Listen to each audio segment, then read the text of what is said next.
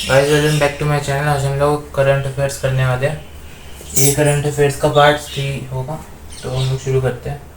पहला क्वेश्चन है, where was ceasefire agreement reached in January 2025। तो इसके ऑप्शंस दिए हुए हैं। पहला सीरिया, जो दूसरा ऑप्शन है वो हमें दिया है यूक्रेन, जो हमें तीसरा ऑप्शन दिया हुआ है वो है गाज़ा, जो हमें फोर्थ ऑप्शन दिया हुआ है वो है सूडान। तो यहाँ पे मैं पूछा गया कि 2000 जनवरी में 2025 में कहाँ पे सीज फायर एग्रीमेंट हुआ था। तो 2025 मतलब इस साल के जनवरी में। तो जो सीरिया है उस पहले सीरिया से शुरू करते हैं। तो सीरिया उसमें रहता है हमेशा, सिविल वॉर ये सब रहता है वहाँ पे। बट वहाँ पे 2025 में कुछ हुआ नहीं है। जो यूक्रेन है उसमें भी ऐसा कुछ हुआ नहीं है, मतलब मिड 2025 में शुरू हो गया था वापस रशिया के साथ, बट वैसे अभी हुआ नहीं है। और उसके बाद है गाज़ा। गाज़ा में हुआ था क्योंकि यहाँ पे इसराइल और हमास के बीच वॉर चल रही थी, और ये जनवरी में इनके बीच सीज फायर हुआ था। तो इसका आंसर गाज़ा है। और एक बार सूडान का भी देख लेते हैं। सूडान में भी सिविल वॉर ये सब होती रहती है, बट मतलब सीज फायर ये सब कुछ हुआ नहीं है जनवरी में। तो इसका आंसर है गाज़ा, ऑप्शन नंबर सी। अब हम लोग अपने क्वेश्चन नंबर सेकंड पे आते हैं। वो है who became the 47th US president in 2025। तो 47th यूएस प्रेसिडेंट कौन बना 2025 में। पहला ऑप्शन है जो बाइडन। दूसरा ऑप्शन है रॉन डी सेंटिस।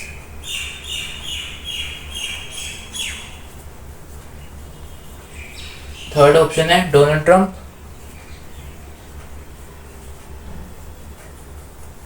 फोर्थ ऑप्शन है कमला हैरिस। तो इसका आंसर बहुत ज़्यादा आसान है। 2025 मतलब सबको पता ही होगा, क्योंकि वो ये सब हो रहा है। डोनाल्ड ट्रंप भी उसमें सीजफायर ये सब में मतलब कर रहे हैं, तो सबको पता होगा। इसका आंसर डोनाल्ड ट्रंप होगा। इसका भी ऑप्शन नंबर सी है।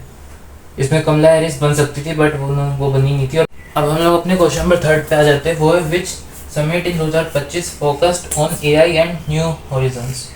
सो इसका पहला ऑप्शन है G20 टोक्यो। जो जिसका दूसरा ऑप्शन है वो है डेवोस वर्ल्ड इकोनॉमिक फोरम।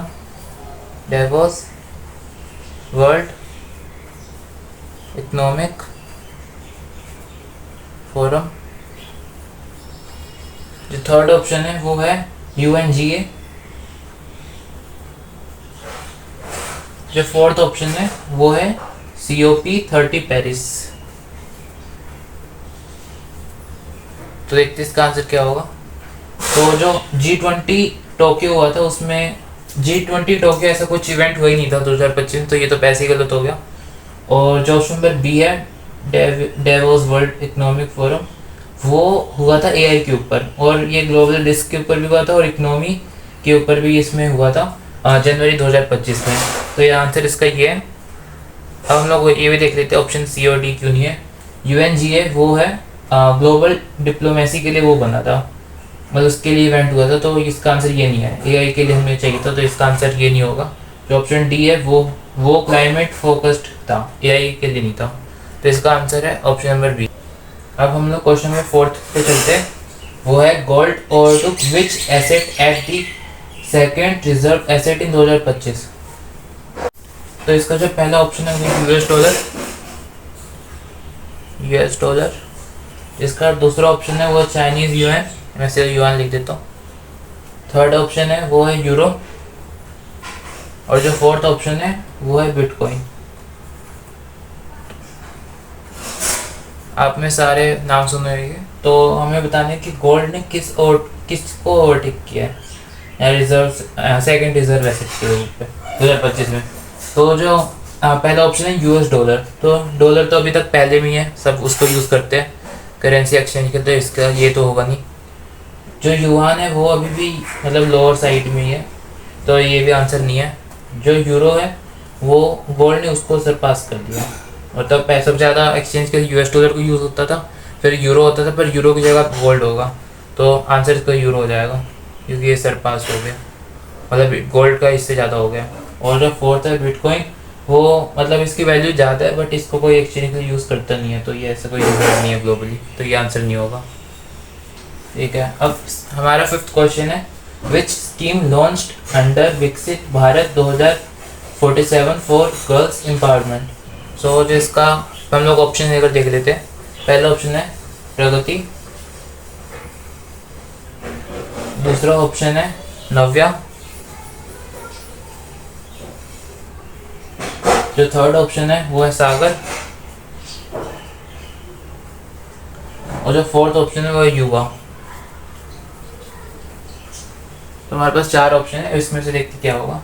तो जो सबसे पहला है प्रगति, जो प्रगति है वो टेक्निकल और एजुकेशन के लिए बना था, मतलब ये 2025 स्पेसिफिक पढ़नी है, तो हमें यहाँ पे 2025 स्पेसिफिक बताना वैसे नहीं है, लेकिन तब भी इसका आंसर ये नहीं है। ऑप्शन नंबर बी है नव्या, ये बना था स्किल्स और एम्पावरमेंट के लिए, जो विकसित भारत के अंदर लॉन्च हुआ है, तो इसका आंसर होगा नव्या। ये दोनों देख लेते हैं। ऑप्शन नंबर सी है सागर, ये हमारा मैरीटाइम सिक्योरिटी के लिए होता है, मतलब कि जो सी ओशियन के लिए, नेवी के लिए, मतलब जो होते हैं ना सागर, मतलब नाम से पता चल रहा है उसके लिए होता है, तो ये तो अनरिलेटेड है उन चीज़ों से, तो ये तो होगा ही नहीं। और जो युवा है वो यूथ फोकस्ड है, तो ये भी नहीं होगा, और ये 2025 में लॉन्च भी नहीं हुआ।